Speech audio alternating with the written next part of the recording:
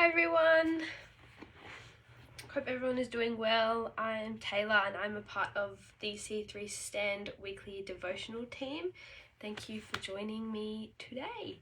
I'll be continuing on our series about the Jericho Wall and how God has broken down our walls.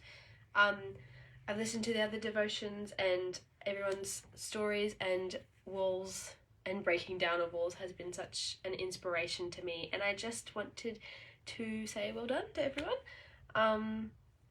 Let's get into it. So if you are new to the Bible or a new Christian, or you just need a bit of a refresher and you haven't watched the other devotions, for one, I encourage you to go watch them, but also I will give you a quick brief explanation. So God had told the Israelites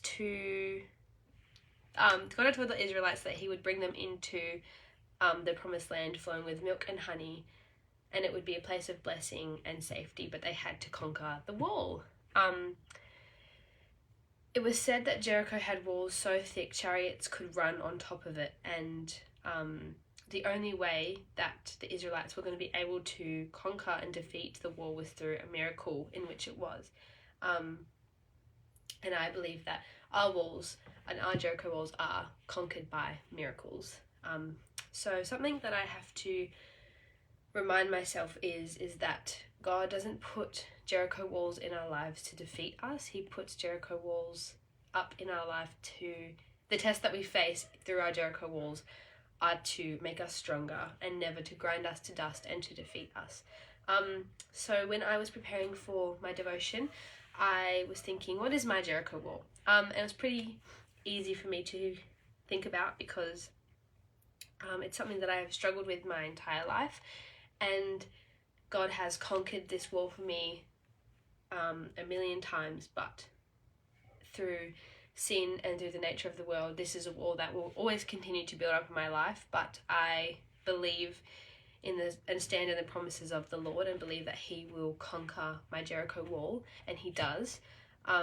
And my Jericho wall is fear and anxiety, and this is something I've struggled with my whole life, and I know that it can resonate with a lot of people, because a lot of people do struggle with fear and anxiety and different variations and forms of it, because there are so many forms. When I think about the story of the Jericho wall and the Israelites, and when I read that story, I think the one phrase that comes to mind is God fulfills what he promises. And that is something that I, throughout my whole life and through my journey with fear and anxiety, have had to remind myself that he fulfills his promises. And he is so evident in those things, in his promises in our life, and we can see those promises being fulfilled every day, and even in the sign of a rainbow. That's a promise that God made and he fulfills. One thing, so I'm going to get into a few things 3 points that I have. The first thing that I do in times of my fear and anxiety, when my wall I feel like is starting to build up again, is I call on the name of Jesus. So in Lamentations, chapter 3, verse 55 to 57 says, I called on your name, O Lord, from the depths of the pit you heard my plea. Do not close your ear to my cry for help. You came near when I called on you, and you said, do not fear. So that is such a powerful verse that I will read over and over again, because it talks about calling on his name, and at the end of verse 57 says, do not fear, with an exclamation mark as well. So it's powerful.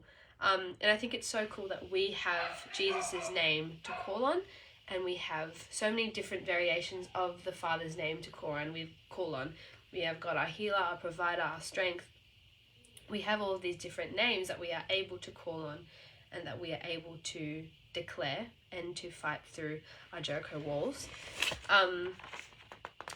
We call on the name of Jesus because he hears us, he is near to us, he is our comforter, and he is bigger than all of our fears. So the next kind of point I have is faith over fear.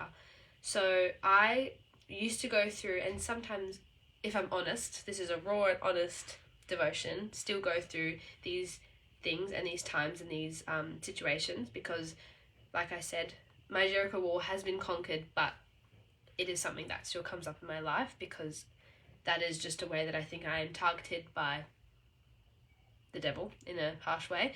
But I go through feelings and seasons of my anxiety being heightened. And a while ago, one morning I randomly woke up and I had an event to go to, and I was very anxious. I woke up with a heavy heart. I was super anxious about going to this place, and sometimes in weird seasons I get these emotions of, if I drive, I'll die. Like, someone will pull out in front of me and I'll crash and die.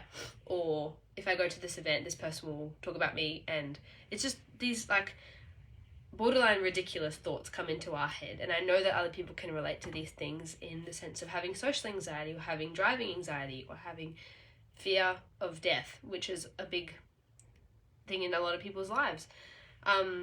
But this morning that I was struggling with it, I did my normal routine. I got out of bed and I went to take a shower, and I was like, Jesus, please just speak to me.